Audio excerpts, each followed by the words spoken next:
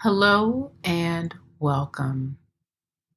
Before we dive in today, I want to start with something simple, a breath. Wherever you are, sitting, driving, walking, just take a deep breath with me. In through your nose and out through your mouth. Let's do that again. In through your nose and out through your mouth. If you've been holding your breath, if you've been bracing yourself through the weight of grief or loss, I want to give you permission to breathe again. Today's episode is for anyone navigating the kind of loss that doesn't always get named. The loss of a job, a role, a title that felt like it was part of who you are. So as we begin, I want to invite you to let this space be one where you don't have to hold it all together. You can set the mask down.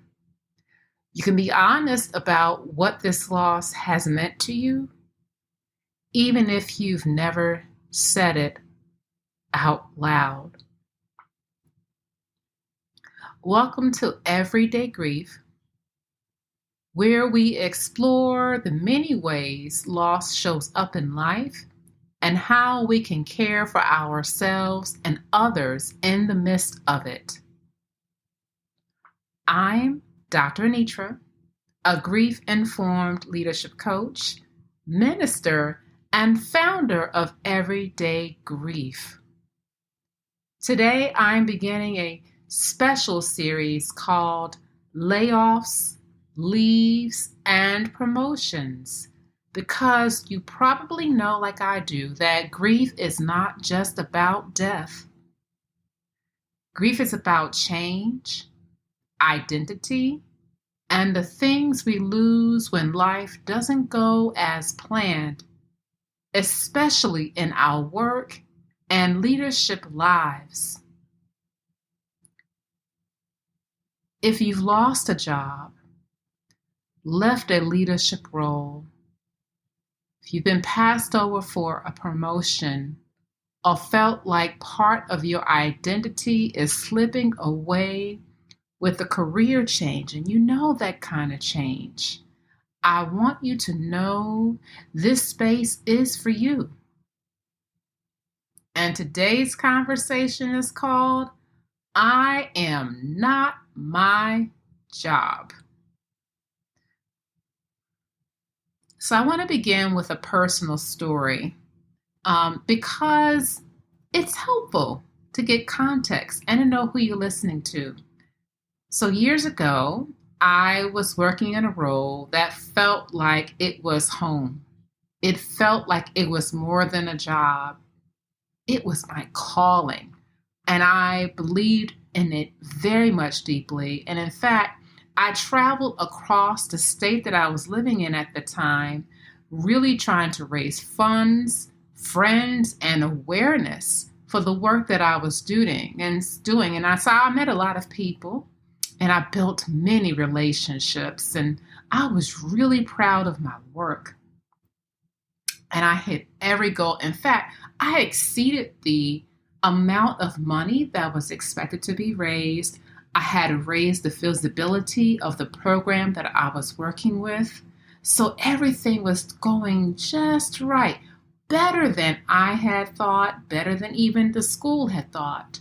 But then something happened that I don't think I expected. I did not calculate this into my plans at all. And you might be in the same position. There was a financial crisis.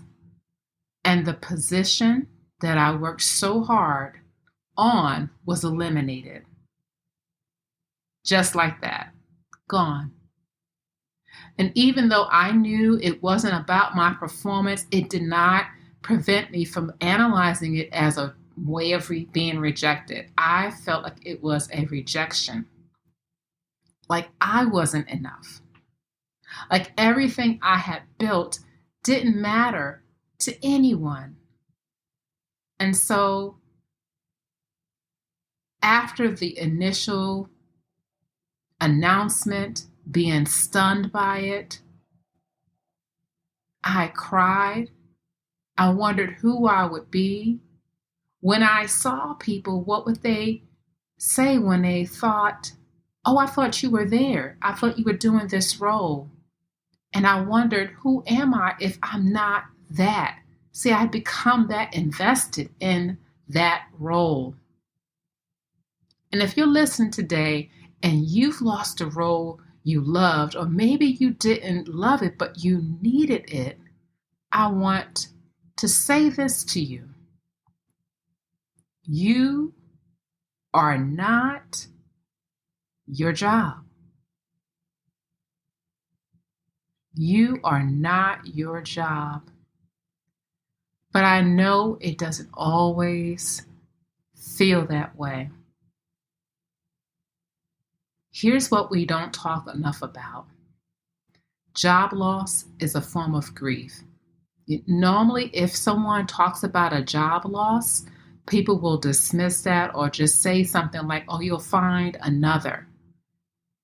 But it really is grief, and we've got to be attentive to that. There's a grief expert that I really do appreciate her work. Her name is Dr. Mary Frances O'Connor, and she teaches us that grief lives in the brain. And it happens whenever we lose a meaningful relationship because we're actually rewiring our brain. We're trying to adapt. We're trying to reconcile as we are introduced to new pieces of information. When we are introduced to a loss, our brain is trying to make sense of it. And so when we look at a job is a relationship. It is a relationship with a company, with colleagues, with the role that shaped how you saw yourself, because it becomes who you are. So that when that ends, your brain begins to grieve. Even if nobody calls it grief. But instead of acknowledging that you are in grief, as it would be the case if you were encountering a death-related loss, you will find people that will dismiss it. And they don't always mean to, but it doesn't rise to quite that level of a death-related loss. And so you'll hear them say things like, oh, you'll bounce back. Something better is right around the corner. It'll come along. You're so talented. You'll be fine. And I've heard each one of these. You probably have heard something very similar. And while that all may be true, yes, indeed, we may be talented and something else may come around the corner, it doesn't really help you to hear those things when you're sitting in the rawness of a loss. When you're in the thick of it, no one's cliche, no one's axiom, their religious sayings, none of that really will matter to you. What does matter is that you are internalizing a message of unworthiness as you begin to ask yourself the question, who am I now? So I want to give you some things to think about. I want to share with you some things that I've learned over my experience, because I cannot say to you that that one loss was the last time that I experienced a job loss. You know, the economy is always cyclic, and there are those of us who have vulnerable positions to begin with. And so I want to share with you something that I've learned. Grief isn't just about what we've lost. It's about the story that we tell ourselves about that loss. So when you encounter loss, we oftentimes will try to figure out what is really going on. And that story is a thing that kind of gets stuck to us. It evades the heart. It gets into the heart. It is something that you begin to tell others. And sometimes in the telling of a story of a job loss, it makes you sink a little bit more, less able to stand fully in the power of who you really are. So we begin to tell ourselves things like, maybe I wasn't good enough. Maybe I should have worked harder. Maybe if I had done something different, this wouldn't have happened. And you start going into this spiral of constantly putting yourself down, not seeing that this is something that might be another way of telling yourself the story of you. So I had to ask myself, and I want to invite you to ask yourself, is the story that you're telling yourself true? Is it really true? This is something I learned along the way from the writer Byron Katie, and she invites us all to ask that question, is it true? What is the story that you are telling yourself about your worth, about your performance, about something you could have done differently at your last job? And is what you've been telling yourself really true? Can I absolutely know that it is true? What evidence are you using to come up with the story that you're telling yourself? Is it really true? And I want to ask you, who would you be without that story? So I'm going to flip it back to you. Who would I be without that story? I want you to think about this, because oftentimes we create a story that puts us in a position that it's really difficult to get out of. Sometimes the story we're telling ourselves about why the job ended is harsher than reality. So we're not really being compassionate with ourselves. We're not really giving ourselves grace. It's not like we've been lying to ourselves.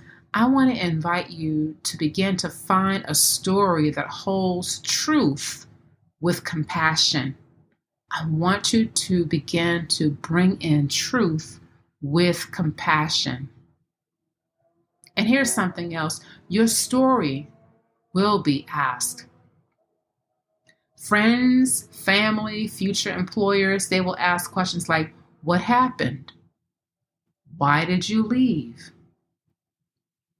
So I want to invite you to begin practicing how you want to tell your story. Not because you have to be the hero today, but because how you tell your story, how you tell yourself your story, will shape how you heal. So I want to give you some questions that you might explore as you are thinking about your story. The first question is, what is the story I'm telling myself about why this job ended? Is that story true? Is it kind? What is still true about me, even though this role is gone?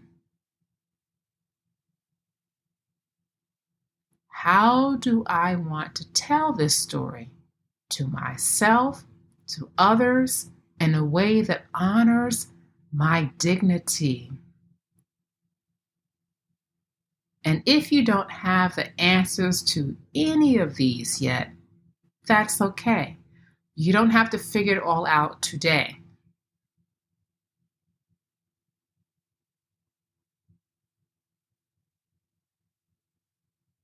As we close, I want to offer you a blessing. May you know that you are more than a title. May you remember that your worth is not tied to your productivity. May you be gentle with the part of you that feels lost right now. And may you begin to write a new story, one that holds both the grief and the truth of your value. Take a deep breath with me now. In and out. Let's take another deep breath together. In and out.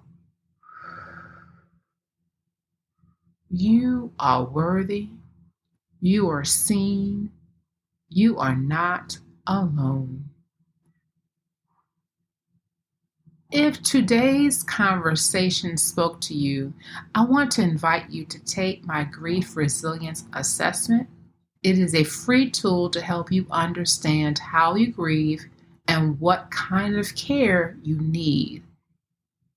And you might listen to me say that and think, is my grief really worthwhile? Who really cares about my grief? And I want you to consider that you should care about your grief enough to know how you grieve and what kind of care you need to ask for from others in your community, in your family, and for yourself. And you can find the link in the show notes. If you're looking for a community that is having these conversations, we are building that space right now within the Everyday Grief community. And so you will also see a way to connect with the Everyday Grief community in the show notes.